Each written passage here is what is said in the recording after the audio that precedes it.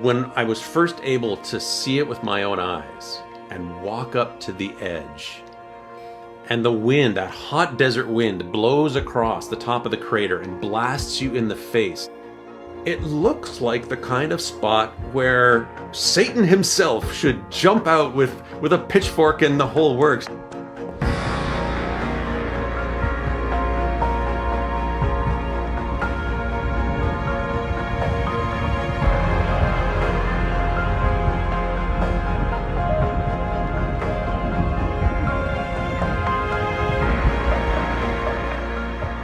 Located in Turkmenistan's Karakum desert, the Darvaza crater is a massive man-made sinkhole that has been leaking burning methane gas for decades. It has been said it was intentionally set alight by Soviet authorities, hoping it would burn off in a matter of weeks, but no one knows for sure.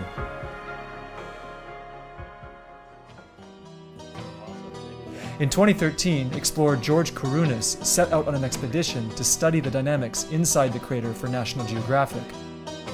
However, background information about the crater was hard to find. One of the most appealing and frustrating things about this crater is that there really isn't a whole lot of information about it. And even while I was in the country, I met with 2 local Turkmen geologists. And it's hard to get the story straight as to exactly what happened.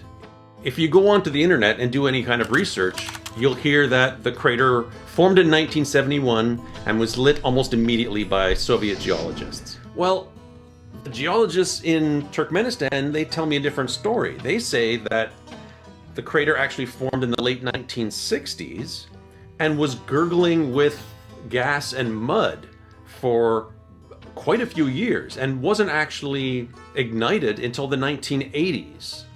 Well, it's basically really clouded in mystery. And it's also a reflection of how they worked in Soviet times, right? Because it seems that really nobody was interested in making this a big deal.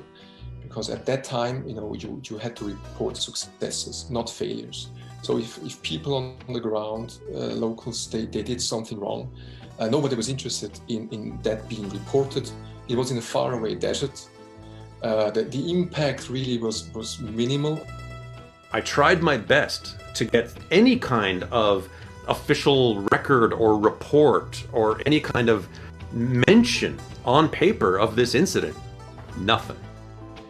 Another thing is that you have to have in mind, everything related to gas, oil and natural resources during Soviet times was considered strategic and top secret. So even now, if you're doing energy history, as I'm doing, a lot of these documents are simply classified. And there's even controversy as to whether it was accidentally ignited, perhaps by a lightning strike or something, or was lit on fire intentionally. One theory is the Soviets used a technique known as flaring, a common practice in natural gas extraction in which excess gas is intentionally burned for safety and financial reasons. Having an uncontrolled release of methane is a really terrible idea. It's just incredibly dangerous because, again, if you're constantly burning it off, then it's not accumulating into, otherwise it could have just every once in a while would have just created a huge explosion. I'm not sure they gave it a lot of thought at the time because they knew the Soviet Union has a lot of gas. I mean, by the end of the 80s, the Soviet Union was producing 700 billion cubic meters of gas per year. That's a lot of gas. When they were flaring off 15, 16 billion cubic meters of gas per year, this is 4 times as the gas that Switzerland uses every year. But for them, it's nothing. So rather than giving this a lot of thought and trying to use that more rationally or putting gas to pipeline, which requires the building of an infrastructure, they would just burn it. And unfortunately, this problem hasn't been solved until today. Countries like Iraq, Iran, the US, they're flaring off a lot of gas. From a environmental perspective, even though it's terrible, look, the thing is terrible. It's an uncontrolled release of greenhouse gas into the atmosphere. But that being said, it's much better to release carbon dioxide rather than methane into the atmosphere. Turkmen authorities had discussed extinguishing the crater. However, they changed their minds and now use it to promote tourism. While Turkmenistan only sees 6,000 tourists per year, the crater's murky history and mesmerizing glow keep it a draw for adventurers like George.